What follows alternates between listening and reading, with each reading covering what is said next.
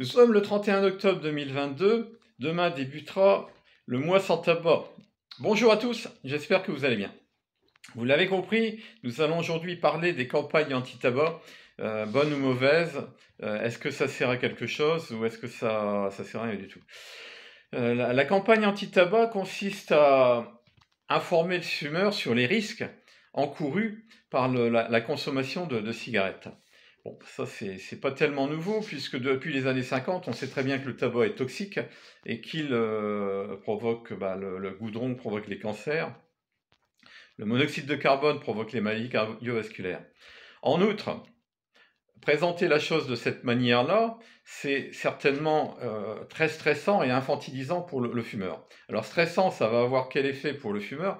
Lorsque le fumeur est stressé, ça provoque en lui l'envie d'arrêter, l'envie de fumer au contraire, plutôt que l'envie d'arrêter, puisque bon, le tabac dans l'esprit du fumeur est un soutien, un ami de longue date.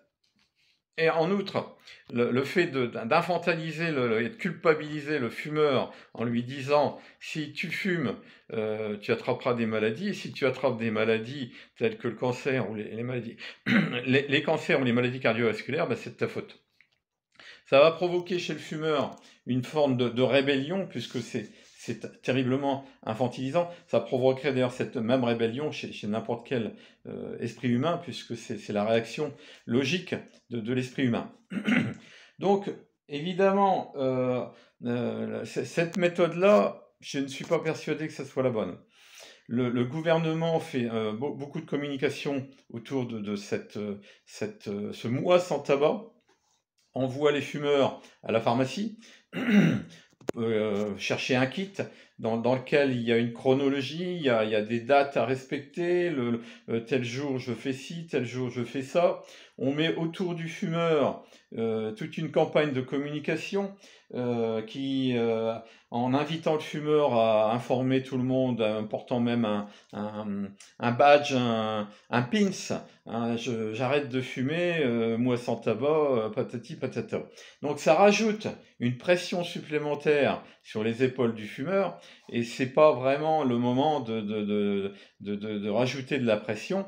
Quand un fumeur arrête de fumer, il a besoin de soutien, d'accompagnement, bien sûr, ça on en est convaincu, et d'apprendre pourquoi il a commencé à fumer, d'apprendre pourquoi il fume et d'apprendre pourquoi il est très facile d'arrêter de fumer si on utilise la bonne méthode.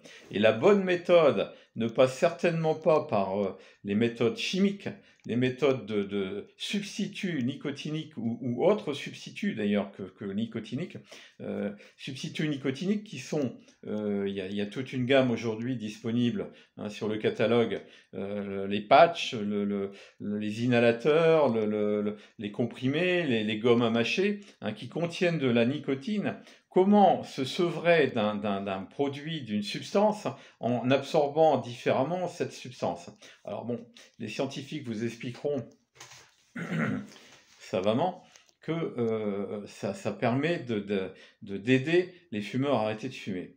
Écoutez, moi j'ai utilisé plusieurs de ces substituts, mais jamais ça ne m'a aidé à arrêter de fumer. Par contre, du jour au lendemain, après avoir fumé pendant 22 ans d'une intoxication standard, à savoir fumer un paquet de cigarettes par jour, du jour au lendemain, j'ai arrêté de fumer sans subir les moindres tourments du manque du tabac, sans prendre un seul kilo, sans regret, si ce n'est le regret de ne pas avoir découvert cette méthode plus tôt et de ne pas l'avoir utilisée plus tôt.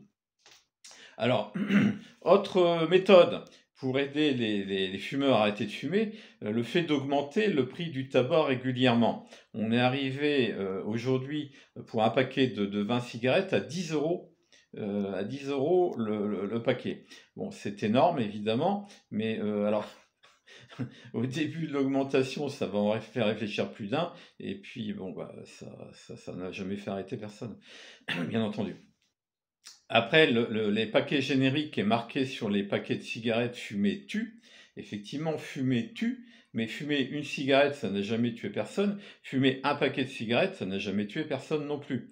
Au pire, fumer un paquet de cigarettes, ça peut rendre quelqu'un dépendant, puisqu'effectivement, la dépendance au tabac est très faible, enfin, du moins, la dépendance chimique au tabac est très faible, mais par contre, elle est très rapide. Et elle est tellement rapide que parfois, effectivement, après avoir consommé quelques cigarettes, le malheureux fumeur débutant va se retrouver dépendant. Dépendant, il va penser que c'est dépendant à la nicotine, mais en fait, c'est tout un conditionnement. Le manque du tabac qui est presque indéfinissable, c'est une espèce d'envie, une espèce de vide, hein, une espèce de faim indéfinissable. C'est pas une douleur, il y a aucune douleur particulière, on ne souffre pas, si ce n'est que cette dépendance, dépendance chimique, donc ce petit effet de manque va déclencher chez le fumeur instantanément la dépendance psychologique, hein, qui est un conditionnement. Et ce conditionnement-là, pour le supprimer, le modifier, le réaliser et comprendre pourquoi c'est à cause de ça que je fume, ce conditionnement-là a besoin d'être traité. Et ce n'est pas avec des échéances fixées d'avance par le gouvernement ou les scientifiques qui ont établi ces protocoles-là que vous allez le comprendre. Pour le comprendre, il faut bien comprendre pourquoi j'ai commencé à fumer, pourquoi je fume et pourquoi c'est facile, très très très très facile d'arrêter de fumer quand on utilise la bonne méthode.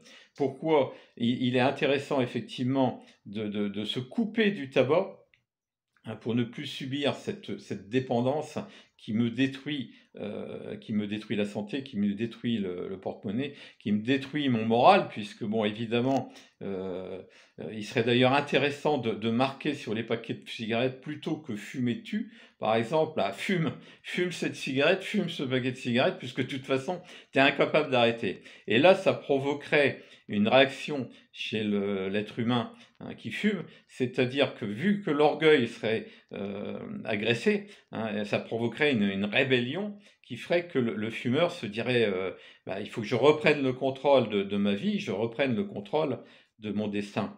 Et là, certainement que ça serait la meilleure façon, plutôt que de culpabiliser en mettant fumer tue avec des images horribles de poumons nécrosés, de membres congestionnés, de choses épouvantables. Ça serait certainement beaucoup plus intéressant d'avoir cette formule de communication qui permettrait aux gens de prendre conscience et de prendre en main leur destin. Bien, nous allons aujourd'hui terminer cette vidéo. Vous aurez compris que arrêter de fumer pendant un mois, c'est une bonne idée, hein, mais arrêter définitivement, c'est encore une bien meilleure idée. Et pour ce faire, il ne faut pas le faire dans la douleur, il faut le faire avec plaisir, hein, faut le faire en ayant compris pourquoi il est facile d'arrêter de fumer et pourquoi la méthode chimique n'est pas la bonne méthode. On se dit à bientôt, d'ici là, portez-vous bien, à très vite.